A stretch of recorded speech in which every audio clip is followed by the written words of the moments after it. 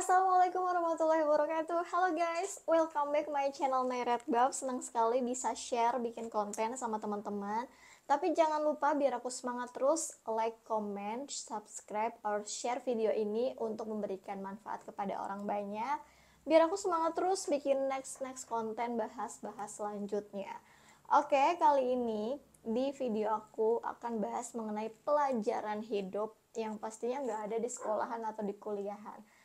Di konten ini kita bakal banyak, khususnya di channel aku ya, bakal banyak bahas hal-hal yang tabu, yang gak biasa orang bahas, tapi bakalan kita bahas. Bahkan pertanyaan receh dalam hidup kamu yang bakalan aku bahas di sini. So, jangan kemana-mana, tonton videonya sampai selesai. Dan spesial judul konten kali ini relate banget sama yang kamu alamin, yaitu kenapa susah move on, udah putusnya lama tapi kok masih sakit hati.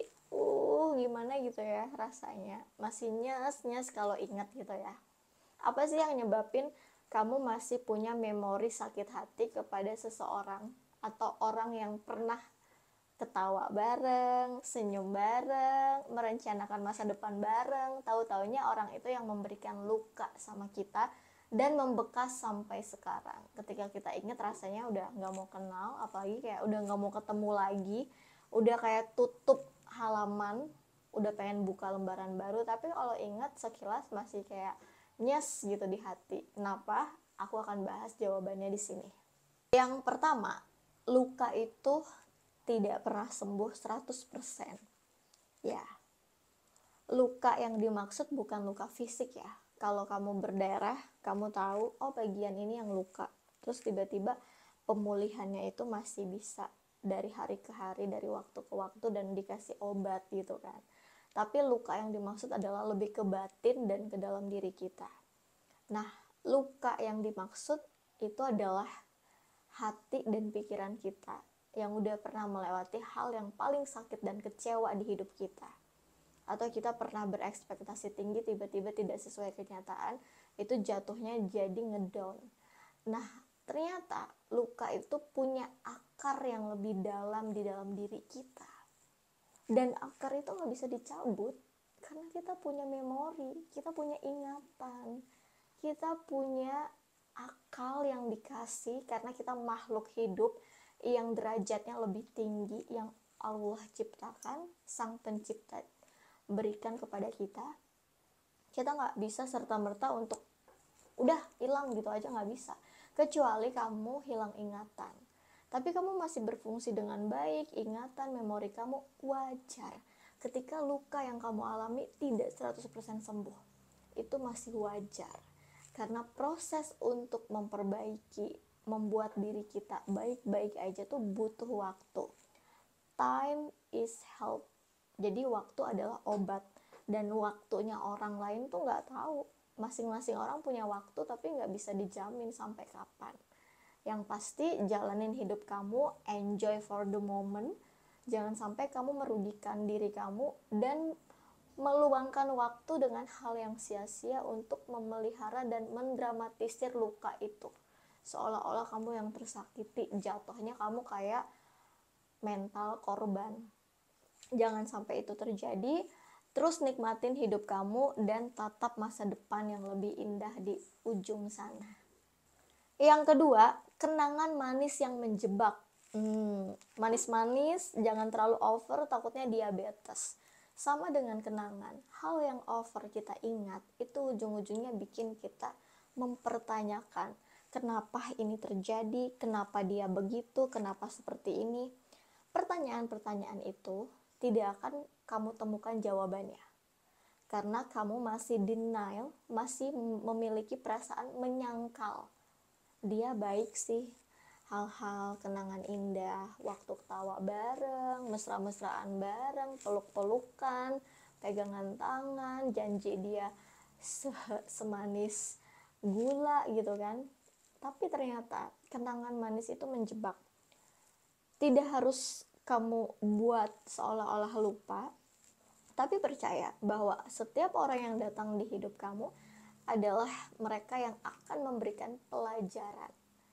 Tidak ada pelajaran yang datang tiba-tiba langsung berbentuk buku nih kamu baca ada pelajaran di sini. Kehidupan ini akan membawa orang-orang yang silih berganti datang ke kehidupan kita untuk memberikan sebuah pelajaran. Pelajaran itu tidak semuanya bahagia. Ada yang menyakitkan, tapi itu mengubah pola pikir kita menjadi dewasa. Dan pastikan kalau kamu sudah menjadi dewasa, kamu tidak akan mengenang hal-hal yang manis di masa lalu. Kamu anggap itu bonus aja deh, kenangan manisnya. Walaupun yang pahitnya kamu ingat, itu adalah pelajaran hidup yang harus kamu lewati di kehidupan kamu. Yang ketiga, perasaan yang tertinggal dan penolakan di dalam diri. Nah, kenapa orang bisa mengalami proses menyalahkan diri sendiri dan mempertanyakan jawaban yang belum dia temui? Itu dia belum selesai dengan sakit hatinya dan dia belum mengambil hikmah dan pelajaran hidup yang dia alami sendiri. Contohnya gini guys, ketika kita berpikir, kenapa ya dia ninggalin gue? Apa yang kurang dalam diri gue? Apa yang harus gue lakukan? Kenapa dia semudah itu pergi dan bahagia dengan orang lain? Kenapa dengan mudahnya dia melupakan dan happy-happy dengan orang lain, sedangkan gue di sini ngerasa terpuruk, sedih, kecewa, nangis. Nah, merasa tertinggal itu ketika kita ada dalam situasi yang ngedrop banget, situasi yang gak enak banget, ketika kita harus mencari jawaban yang gak akan ketemu. Bisa nggak kamu terapkan mulai dari sekarang di dalam diri kamu ya, di hati kamu? Tidak semua kejadian itu harus ada jawaban kenapa ini terjadi. Ya kalau udah terjadi ya udah, is fine, jalanin, terima dan lanjutin hidup. Jadi ketika kamu mencari-cari jawaban itu, justru kamu akan mengorek-ngorek luka kamu yang seolah-olah kamu merasa gue nggak bisa ditinggalin, gue udah baik, gue udah tulus, gue udah oke. Ya kalau semesta nggak bisa merestui kamu dengan dia bersama, kamu bisa apa? Karena kita tahu ya, di hidup ini ada power yang lebih besar dari rencana manusia, yaitu Sang Pencipta. Dan kita di Indonesia ini memiliki beberapa kepercayaan agama, dan kita pasti tahu gitu bahwa segala halnya tuh udah ada yang mengatur. Tergantung kita nerima apa enggak nih jalan ceritanya. Kalau kita nggak terima-terima, mau sampai kapan kita berubah untuk jadi lebih baik, dan kita masih aja muter aja terus di dalam situasi yang nggak enak. Jadi putuskan untuk hidup kamu lebih baik itu adalah move on dan belajar menerima keadaan yang kamu jalanin sekarang. Keempat, ekspektasi yang masih menggantung. Jadi orang, khususnya dalam relationship hubungan, dia masih punya ekspektasi yang tinggi banget, tapi kenyataannya nggak sesuai. Jadi dia masih menggantungkan harapan. Nanti dia bakalan minta balikan nggak ya sama gue? Nanti dia pasti bakalan nyesel. Dia udah bakalan nyesel ninggalin gue. Dia bakalan merasa bener-bener menyesali semua hal yang udah dia lakuin karena gue yang terbaik. Orang yang berpikir seperti itu, khususnya perempuan, itu adalah orang yang kegeeran. Setiap orang punya keputusan untuk meninggalkan dan mencari orang lain. Yaitu pilihannya dia, kita hargai. Kita nggak bisa, oh gue yang paling the one, gue satu-satunya orang terbaik yang udah sayang sama lo nggak bisa tinggalin gue gitu aja. Nggak bisa, dia punya pilihan hidup, kita juga punya pilihan hidup untuk melanjutkan kehidupan kita untuk masa depan. Tapi kalau kita terus-terusan memaksa orang lain untuk melihat sesuatu yang nggak dia lihat dari kita, itu bakalan susah, bakalan menyakitkan diri kamu sendiri. Makanya ketika ekspektasi kamu tidak sampai dengan kenyataan itu, oke, terima itu, maafkan keadaan, terima, jalani, dan memperbaiki diri untuk kedepannya. Kita nggak bisa maksa orang buat stay di hidup kita cuma karena kita bilang gue ini udah berkorban. Pengorbanan yang kita kasih tuh beda loh. Sama kayak logikanya gini, kalau kamu adalah es krim vanilla terbaik dengan rasa terenak, tapi kalau dia seleranya es krim rasa coklat, kamu bisa apa? Balik lagi, tujuannya dia apa? Jadi kalau misalnya udah ada pemikiran yang berbeda, jangan dipaksa. Sesuatu yang dipaksa itu endingnya gak bakal bagus. Percaya sama aku. Next adalah kebiasaan yang terikat. Jadi kamu meluangkan waktu dengan terbiasa melakukan hal-hal yang dulu pernah kamu lakukan bersama. Tinggalkan kebiasaan itu yang kamu masih ingat sama dia. Bila perlu ketika ada kenangan dari dia, ya udah simpen atau jual, atau kamu kasih sama orang lain.